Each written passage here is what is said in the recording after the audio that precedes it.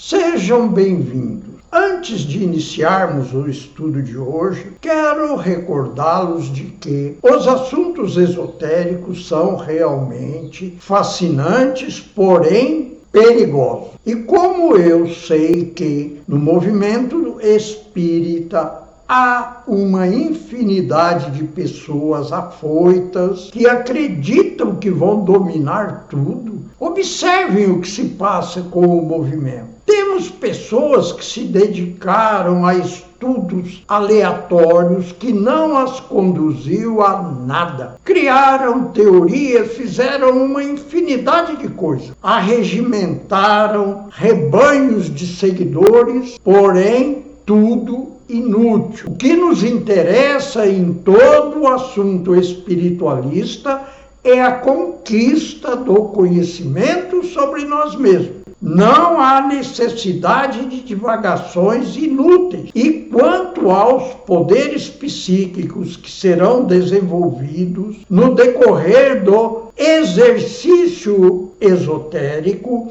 nós temos que ignorá-lo. Veja aqui, neste livro, Valdo Vieira nos fala sobre um amigo de infância dele que começou a estudar assuntos esotéricos e conseguiu um grande prejuízo. Ele descreve detalhadamente a situação final do indivíduo. Não se preocupou em alertar ninguém para que estudassem profundamente o assunto antes de se aventurarem no desconhecido. Pois bem, espero que todos hajam com responsabilidade e conquiste os conhecimentos propedêuticos adequados antes de empreenderem esta aventura, ok? Nós não temos entre nós mestres capazes de nos conduzir, porém no mundo espiritual nós os temos. E neste livro, Valdo Vieira nos fala de alguns mestres que o orientaram bastante. Pois bem, feita esta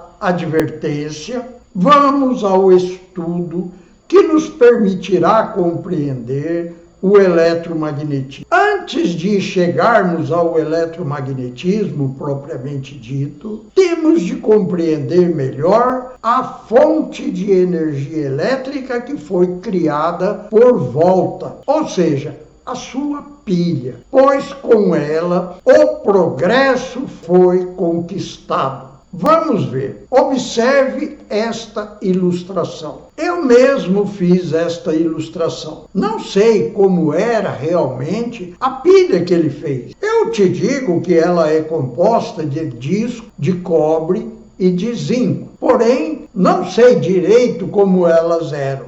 Creio que eram discos de cobre e de zinco. E entre um disco e outro, ele colocou um tecido embebido em uma solução ácida. E assim se produz eletricidade. A bateria do nosso carro funciona deste modo, a bateria do celular também. E assim por diante. Para compreendermos melhor esta situação, devemos analisar uma célula em particular. E é o que faremos. Observe esta ilustração. Temos dois recipientes de vidros unidos por um tubo também de vidro, o que permite livre trânsito de líquido entre os recipientes. Nestes recipientes foi colocada uma solução de sulfato de cobre, o que torna a solução ácida, com pH que pode chegar a 4. Um detalhe, farei no futuro um vídeo sobre o que é pH, porque é algo importante para as pessoas compreenderem e, infelizmente, raras pessoas sabem o que é pH, apesar de ouvirem isso o tempo todo, ok? Vamos voltar à nossa ilustração. Temos, portanto, os dois recipientes de vidros, temos a solução de cobre nos dois recipientes, temos duas barras de metal, uma de cobre e a outra de zinco, e ambas unidas por um condutor que passa por um interruptor. Hoje sabemos que o sulfato de cobre forma cristais com os íons Cu++ e o íon SO4 quando em estado sólido. Porém, quando dissolvido na água, a estrutura cristalina se desfaz e os íons se libertam e seguem isolados um do outro. Porém, naquela época, os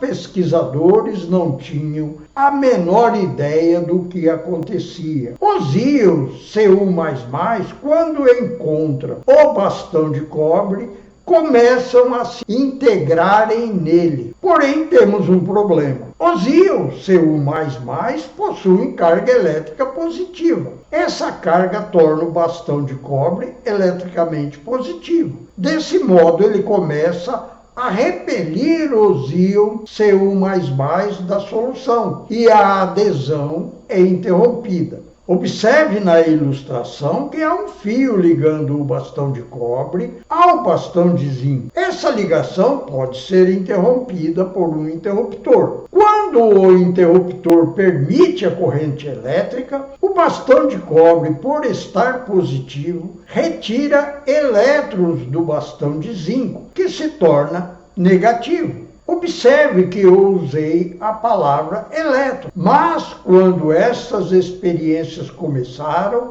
ninguém conhecia o elétron. Só muito mais tarde o conhecimento sobre os elétrons, prótons e nêutrons foram conquistados. Veremos isso no momento adequado em vídeo futuro. Muito pouco se podia observar no funcionamento do circuito. Puderam constatar que o fio que unia os dois eletrodos se aquecia quando o interruptor permite a conexão elétrica. Puderam observar que o bastão de zinco começava a se dissolver e uma película de zinco se formava em torno do bastão de cobre. Estas eram as primeiras observações possíveis, e com estas experiências simples, porém, o importante é que permitiram novas pesquisas. Com uma experiência semelhante à demonstrada na ilustração, se pode decompor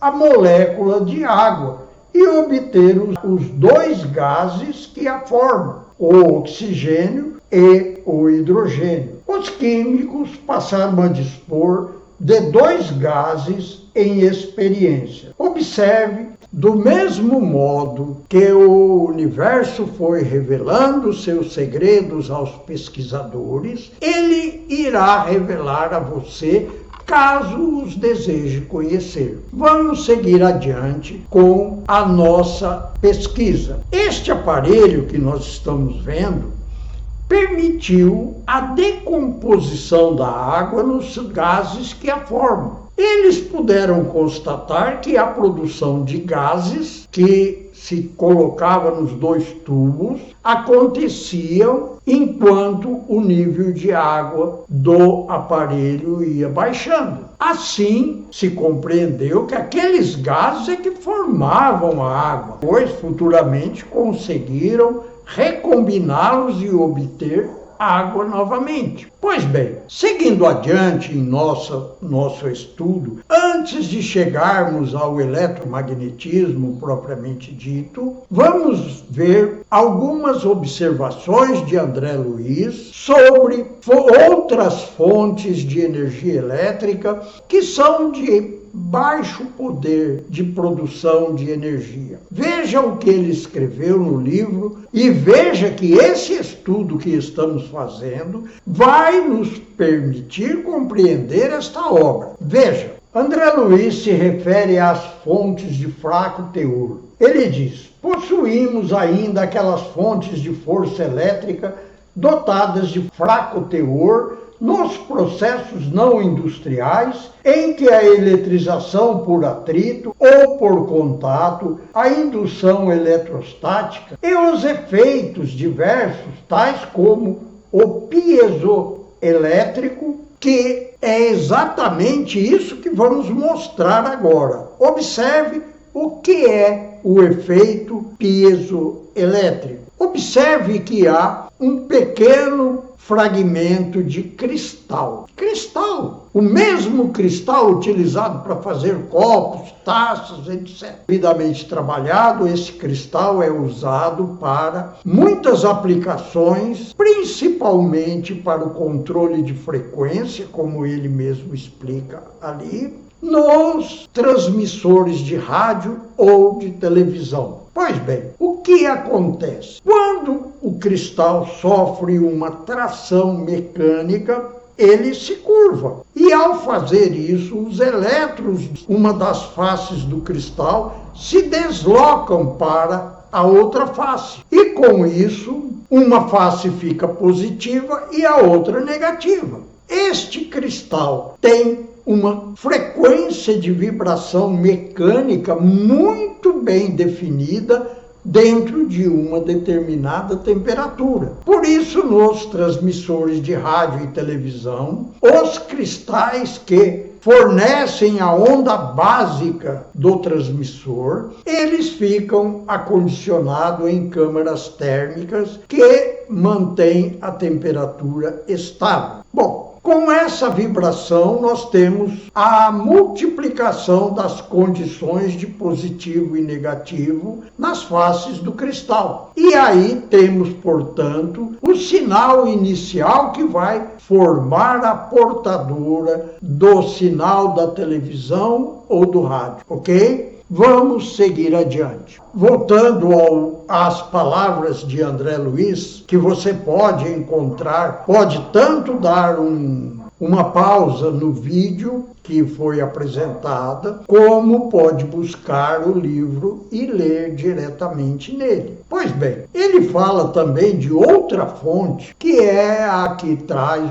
o efeito termoelétrico, que é usado para a produção de aferidores de temperatura em alta temperatura. Forno, por exemplo, como é que se mede a temperatura do forno? Pois bem, observe esta ilustração. Instrumento sensível que vai fornecer a indicação de temperatura é composto de dois metais diferentes. Cada metal tem uma condição de libertar os elétrons da sua estrutura cristalina de acordo com a temperatura. Porém, um metal é diferente do outro. Um libera mais elétrons do que o outro. Pois bem, quando se junta dois metais, chama-se junção o ponto de união entre eles. E aí, neste ponto, há uma troca de elétrons entre os dois metais. Aquele que libera muitos elétrons, perde seus elétrons para o outro que libera menos. Eles querem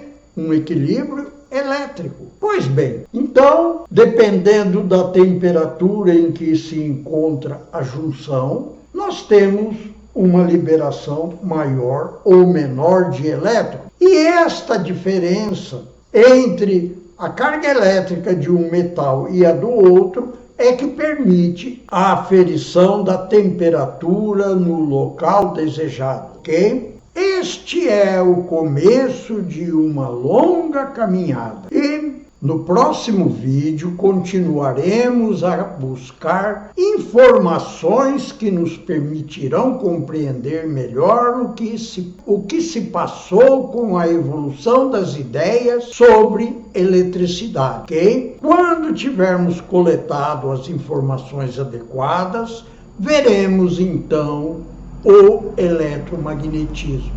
Vamos seguir adiante.